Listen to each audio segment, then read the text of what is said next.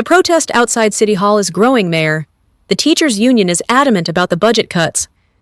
I know. It's a tough situation. We have to balance the needs of our educators with the city's financial constraints. The budget cuts are necessary, Mayor. The city's facing a deficit.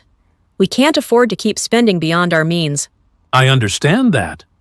But we also can't afford to lose our teachers. They're the backbone of our education system. We need to find a solution that works for everyone. Mayor, we have a social media crisis. A viral video is circulating showing a city sanitation worker being rude to a resident.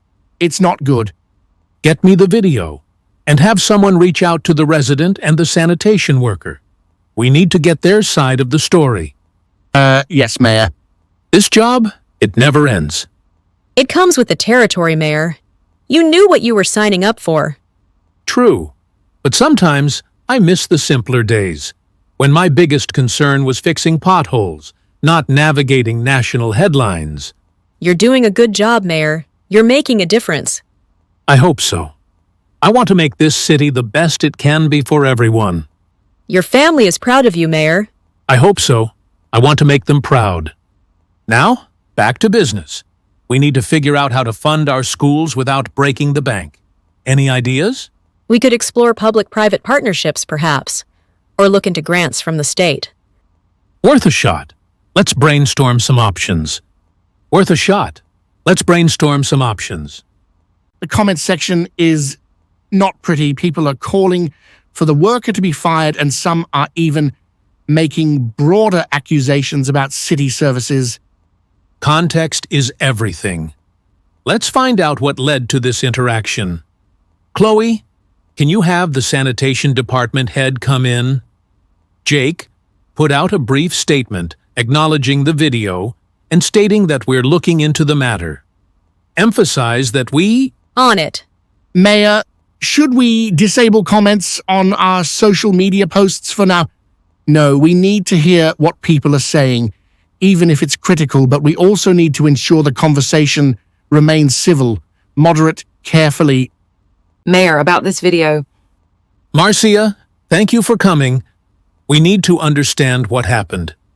What's the typical workload for our sanitation workers? Are they understaffed?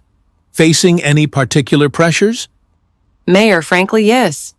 We've had budget cuts that have led to increased routes and longer hours. Morale is down and they're feeling the strain. This particular worker, David, has been with us for 15 years and has a good record. I suspect he was simply overwhelmed. This ties directly into the budget discussions, doesn't it? Cutting services has real human consequences. The budget shortfall is significant, Mayor. We have to make tough choices. Tough choices, yes. But are we making the right tough choices? Saving money in one area only to create bigger problems in another? That's not effective leadership. Mayor, Councilman Davies is on line 1. He says the video is proof of the city's incompetence and is demanding immediate action. The political tightrope walk continues. Everyone wants immediate solutions, but these problems are complex and interconnected. So, what's the plan, Mayor? How do we address the video, support our workers, and navigate the budget crisis? We need a multi-pronged approach. First, we need to address the immediate issue with the resident and the worker in the video. A sincere apology to the resident and a conversation with David to understand his perspective. Perhaps some additional training or support for our sanitation crews. Second, we need to be transparent with the public. Explain the challenges our sanitation department is facing due to budget constraints. Show them the human impact of these cuts.